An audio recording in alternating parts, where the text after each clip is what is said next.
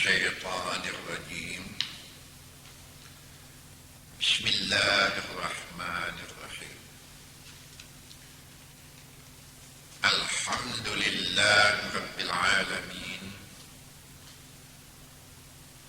والصلاة والسلام على أشرف الأنبياء والمرسلين وعلى آله وأصحابه أجمعين. أما بعد، رب اشرح لي صدري ويسر لي أمري واحلل عقدة من لساني يفقه قولي. اللهم رب أدخلني مدخل صدق وأخرجني مخرج صدق واجعل لي من لدنك سلطانا نصيرا. ربي أعوذ بك من همزات الشياطين وأعوذ بك ربي أن يحضرون. السلام عليكم ورحمة الله وبركاته.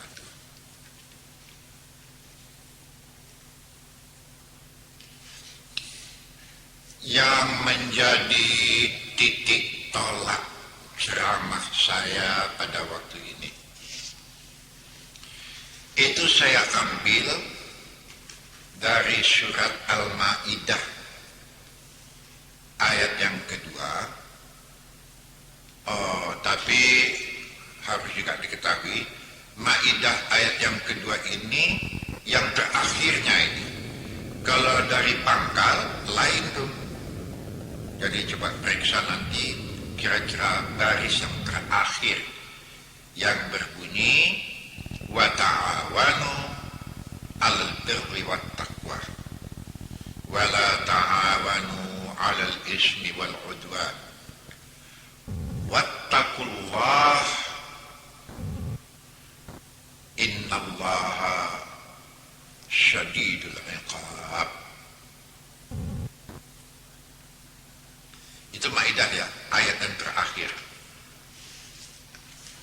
Kalau tuan-tuan periksa Quran nanti itu berpangkalkan dari ayat ya ayyuhalladzina amanu la tuhillu sya'airallah wala syahral haram wala al-hadiya wala al-qalaida wala aminal baital haram yabtahuna fadlan min rabbihim wa ridwana wa idza halaltum fastadu wa la yajrimannakum syana'anu qaumin an saddukum 'anil masjidil haram an ta'tadu.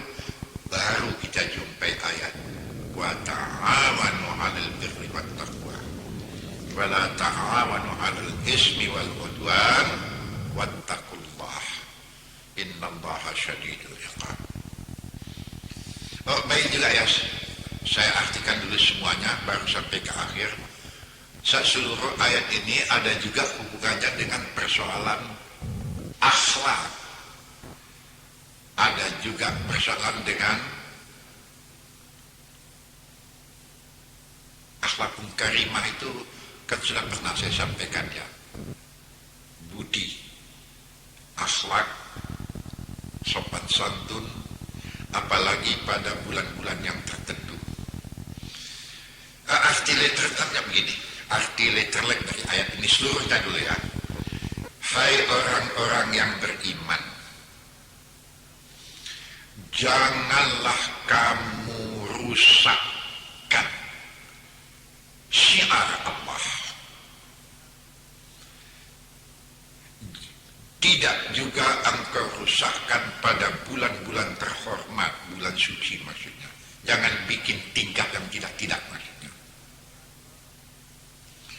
Jangan juga kamu rusakkan korban-korban, hewan-hewan yang sudah diberi tanda untuk jadi korban di tanah suci. Jangan kamu kamu halangi orang-orang yang ziarah ke Baitul Haram, artinya jangan menghalangi orang bikin ibadat, sedangkan mereka mengharapkan kurnia dari Tuhan dan keredaannya.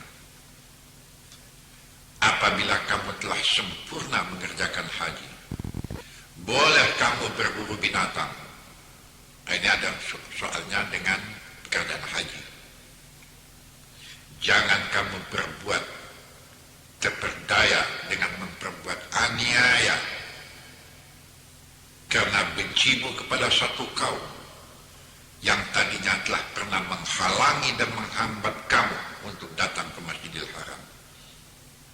Nah, baru timbul ayat wa ta'awanu 'alal birri wat taqwa. Bertolong-tolonganlah kamu dalam memperbuat kebaikan, dalam bertakwa kepada Tuhan, tapi jangan kamu bertolong-tolongan berbuat dosa dan aniaya. Takutlah kepada Allah. Sesungguhnya Allah sangat keras siksanya. Itu arti literalnya ya. Bertolong-tolongan. Ya, pada waktu yang sudah, bahasa antara kita kaum muslimin hendaknya satu di antara lain, bela membela, bukan geser menggeser.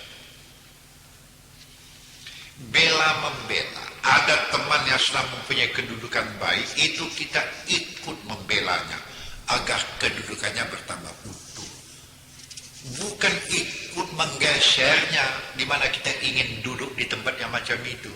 Oh, inilah manusia ini kadang-kadang.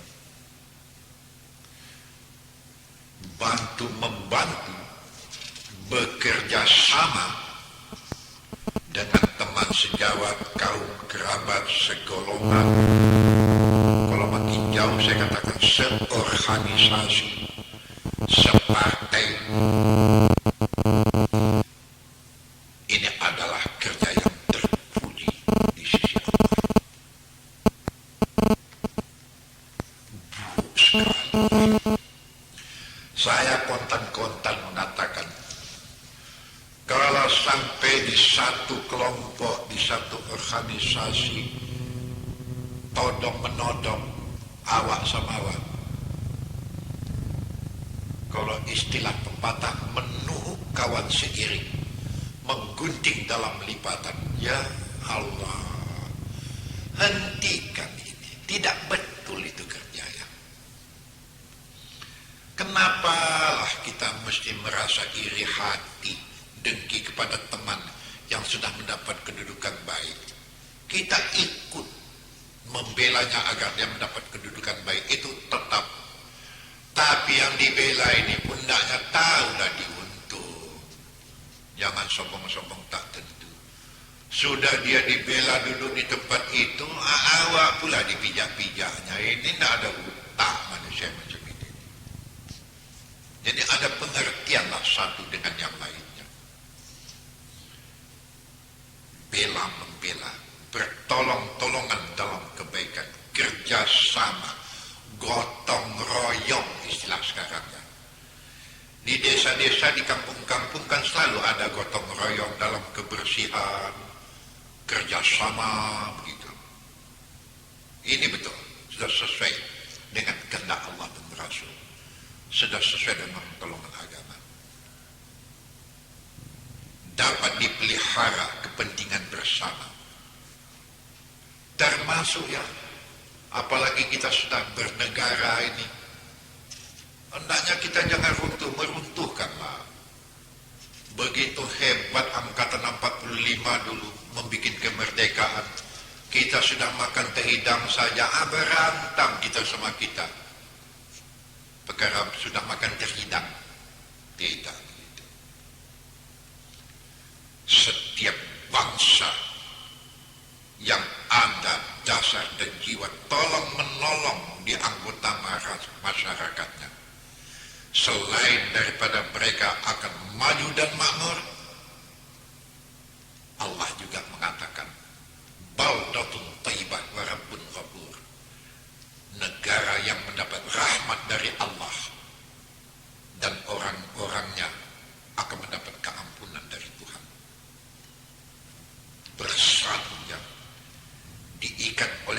rasa ruhama bainahum, rasa kasih sayang di antara kamu, bersama melaksanakan, menciptakan segala yang baik. Maksudnya pembangunan ini ya, kan kita sedang hebat-hebatnya membangun ini, lancar jalannya. Ini kawan membangun, dia memoklek pula. Ya Allah, apa kerjanya?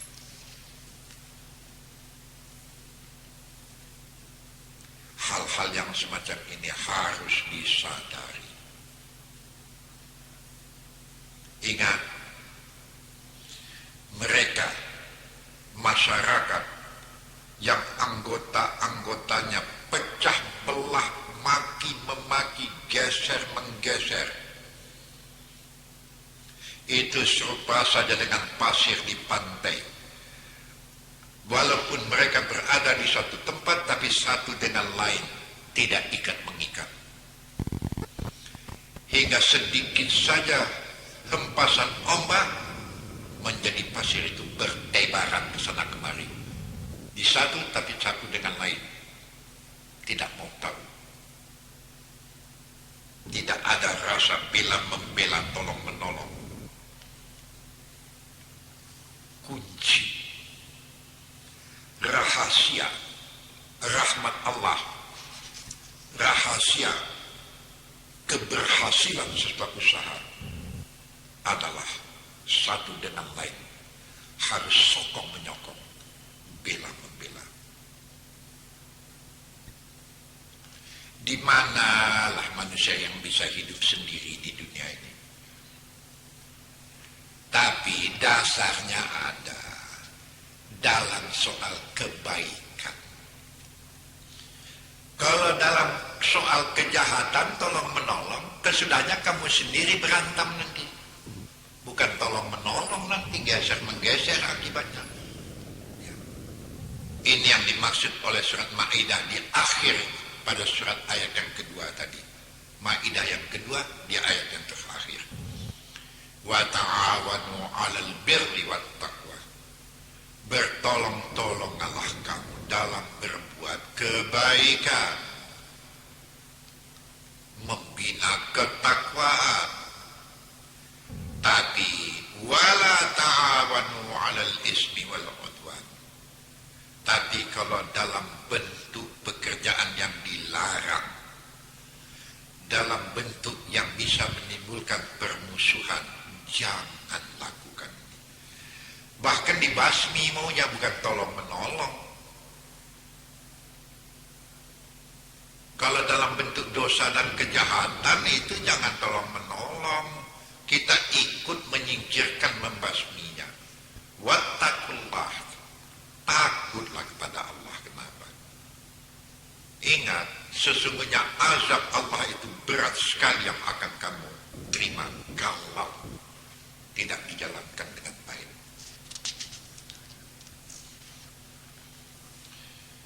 Ya, kita akan dapat merasakan. Kita di Indonesia ini sajalah, kalau tidak kerjasama dulu kita menghantam penjajahan, mana bisa merdeka. Padahal yang kita hadapi manusia yang bersenjata lengkap. Lengkap senjata mereka. Kita hanya main bambu runcing sajanya, tapi juga berhasil.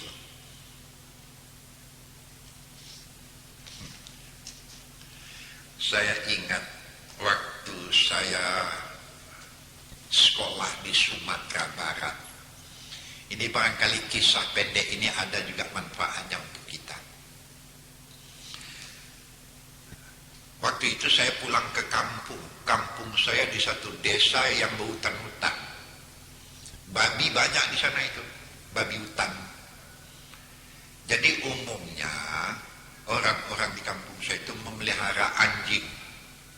Anjing dipelihara. Kalbun muallimin, anjing pemburu namanya. Patuh-patuh ya. Dan anjing ini banyak kali menolong dan kerjasama untuk menangkap, memburu binatang-binatang yang diburu.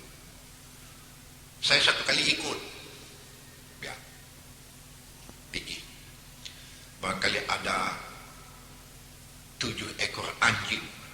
Kami semuanya 10 itu, 7 ekor anjing masuk hutan. Memang ya, penciuman anjing cukup tajam ya. Dia tahu itu babi-babi atau rusa. Dan pada detik diketahui ada di satu tempat binatang buruan ini, anjing kerjasama ya. Waduh, hebat kerjasamanya. Kami hanya mengikut dari belakang. Kemudian anjing itu mengepung. Habis dikepung, dapatlah ditangkap oleh anjing itu yang menggigit kakinya, yang menggigit ini. Rebahlah binatang buruan ini. Nah, pada waktu itu mulailah anjing ini berkelahi dia sama dia karena memperebutkan daging babi. Jadi babi itu yang satu, wow, istilahnya mereka dengan mereka, anjing itu ingin mendapat daging-daging yang empuk, mereka berkelahi sama mereka. Ya Allah, terlalu buruk misal yang saya bawakan ini ya. Janganlah kita hidup sebagai anjing pemburu. Anjing pemburu waktu mengejar buruan bersama-sama, waktu sudah dapat dia berkelahi sama dia. Hal yang semacam ini betul-betul tidak diingini dalam agama. Ingat ya, di dalam surat Al-Hujurat, saya peringatkan lagi dengan surat Al-Hujurat. Al-Hujurat ayat yang ke-13. Coba tengok. Al-Hujurat ayat yang ke-13. Ini ada hubungannya juga dengan apa yang berhubungan dengan tolong-menolong, gotong royong tadi. Di situ berbunyi begini.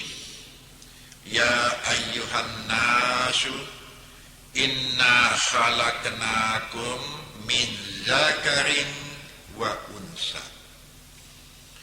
wa ja'alnakum syu'uban wa qabaila lita'arafu inna akramakum indallahi atqakum innallaha alimun khabir. Al-Hujurat ayat yang ke-13. Artinya ini, hei manusia, kami jadikan kami di sini maksudnya Allah ya. Jadi bisa juga diartikan Allah jadikan kamu. Ada laki-laki, ada perempuan. Dan kami jadikan kamu bersuku-suku atau bergolong-golongan. Ya, maksud bersuku-suku, bergolong-golongan macam di Indonesia ini kan ada Bataknya, ada Padangnya. Batak dengan bahasa dan adatnya, orang Padang dengan bahasa dan adatnya, orang Jawa pun begitu juga. Adat Jawa dengan gayanya. Kami jadikan kamu bersuku-suku, bergolong-golongan. Tapi kami jadikan itu bukan satu dengan lain untuk berantem. Tidak, lita'arafu. Ya. Jadi kami jadikan kamu syu'uban wa qabail. Bergolongan, bersuku-suku, lita'arafu. Ta'aruf. Di antara arti ta'aruf, antara satu dengan lain, kenal mengenal. Bisa juga diartikan antara satu dengan lain, tolong menolong, bela membela. Sebab kekurangan satu suku bangsa dari satu bangsa yang lain ada, kelebihannya juga ada. Ingat, sesungguhnya yang paling mulia di sisi Allah ialah orang yang paling takwa. Allah maha mengetahui dan maha arif bijaksana. Itu yang dimaksud di akhirnya, inna akramakum indallahi atqakum.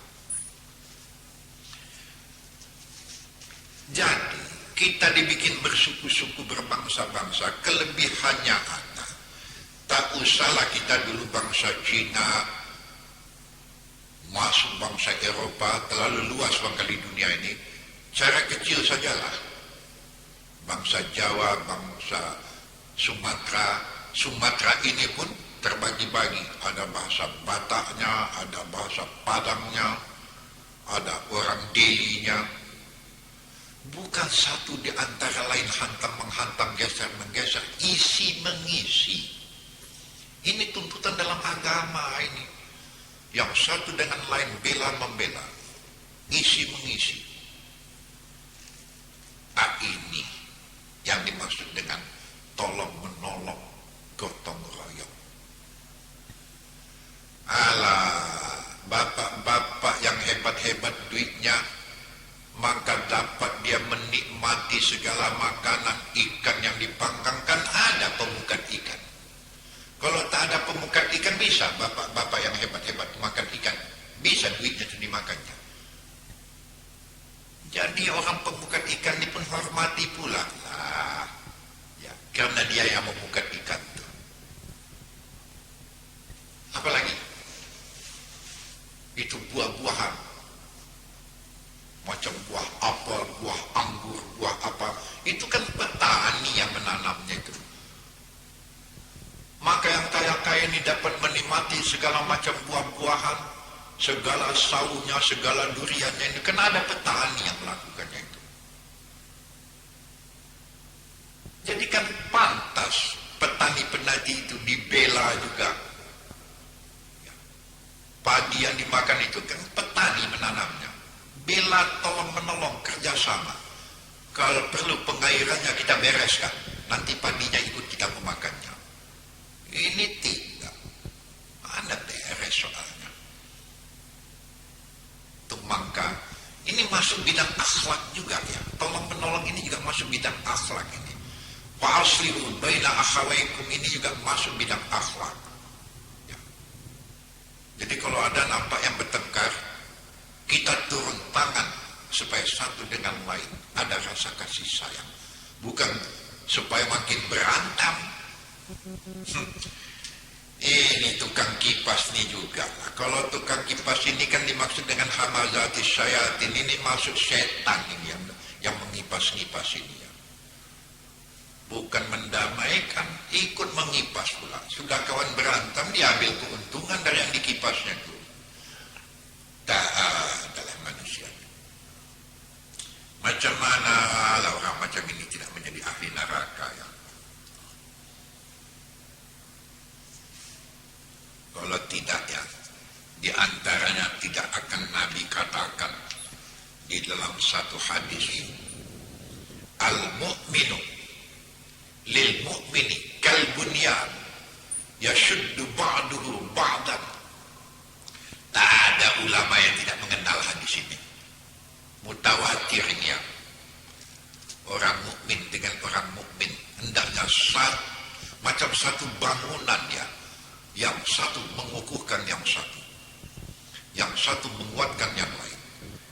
Itu yang dimaksud dengan yashuddu ba'duhu ba'dan. Satu, yang satu dengan yang lainnya kuat menguatkan, sokong menyokong. Di samping itu dikatakan lagi oleh Nabi juga, wallah fi aunil abdi maka al-abdu fi auni akhi. Allah juga akan turun tangan menolong kamu kalau kamu mau hidup bertolong-tolongan di antara kamu bersaudara. Di antara kamu bersaudara ini, kita sama kita, muslim sama muslim.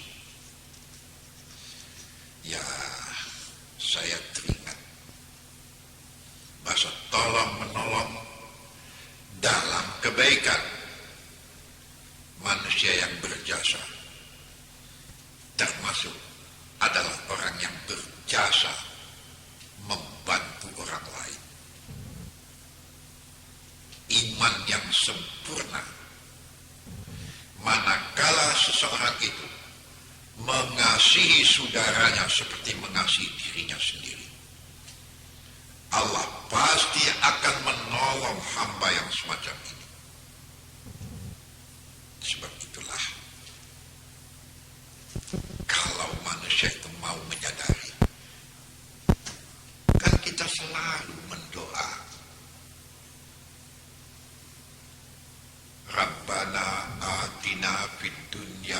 hasanah wa fil akhirati hasanah wa qina azabannar. Saya pikir kaum muslimin tak ada yang tak hafal dengan doa ini. Tapi kalau doa saja tidak dapat dibuktikan dengan perbuatan, ini bukan doa ini pun bengkak-bengkak tak tentu nanti. Memang isi doa cukup baik dan ini berasal dari Al-Quran. Rabbana atina fid dunya hasanah. Tuhan, anugerahilah kami, berikanlah kami di dunia hasanah, hasanah yang baik. Wa fil akhirati hasanah, dan berikan jugalah kepada kami yang baik di akhirat. Yang pasti tidak baik adalah neraka. Wa qina azabannar, dan hindarkanlah kami daripada neraka, azab neraka. Apa yang hasanah di dunia? Jawabnya pendek saja. Ketentraman hati. Itu yang hasanah di dunia. Saya bukan mengatakan tidak boleh jadi orang kaya ya. Apa kalau sudah kaya hasanah? Kalau sudah kaya mati ketakutan, tidur pun tak bisa di tengah malam, apa yang hasanah? Ini bukan hasanah. Yang hasanah adalah keamanan dan ketentraman. Itu yang hasanah. Bagaimanalah mau tentram, bagaimanalah mau aman. Saya teringat dengan satu pepatah. Pepatah ini kadang-kadang temenung saya memikirkan. Barangkali pepatah ini tak ada yang tidak tahu. Apa bunyi pepatah itu? Pagar makan tanaman. Inilah. Kalau sudah pagar makan tanaman, padahal pagar itu untuk memelihara tanaman. Pagar pula memakan tanaman. Kan parah. Ini kata-kata majazi ke dalam bahasa Arab. Kata-kata sindir. Ya. Orang di dalam. Kita sama kita merusak. Bukan. Jiran yang merusak jiran. Itu kan orang dalam. Membangun, tapi yang merusakkannya orang dalam juga. Kapan bisa selesai ini? Kapan pun tak akan selesai. Ini bukan orang mukmin yang baik yang macam ini. Awak membina tengah malam, kawannya menggesernya. Ayam awak pelihara, waktu kenduri dia ikut makan ayam itu. Tapi waktu ayam masuk kandang, malam hari dia memokleknya ayam itu. Jaga malam juga dia, tapi ayam kawan di kandang ditekannya. Ya Allah, saya bukan mau menyindir tukang jaga malam ya. Ini jujur-jujur saja bicara ini. Di manalah mereka disuruh menjaga keamanan, mereka yang memokleknya. Orang dalam yang main. Ini dipelihara dengan baik anda. Hati-hatilah dalam persoalan macam ini. Ada Muhammad Mustafa Al-Marari. Ini seorang ahli falsafah ini ya. Muhammad Mustafa Al-Marari itu Syekh Al-Azhar, guru di Al-Azhar di Mesir. Nah, ini bukan hadis dia, tapi kata-kata orang ahli hikmah, orang bijaksana ini. Demikian juga Muhammad Bahid.